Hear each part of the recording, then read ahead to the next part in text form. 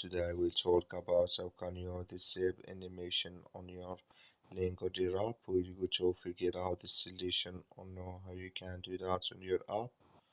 So you just follow this ways, then it's going to work with you.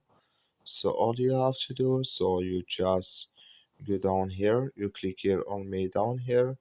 When you just click here on me, it's going to take you to this list. It's going to show for you like this here. So then all you have to do now, you just go down here. So then you click here on settings, just click on it here. Then it's going to take you to next step here. Come here to animation, then you just click in this sign or this color. Like you see color, it's gone, that's mean here animation disable with us now. So that's all you have to do. I wish now you accurate, that's all.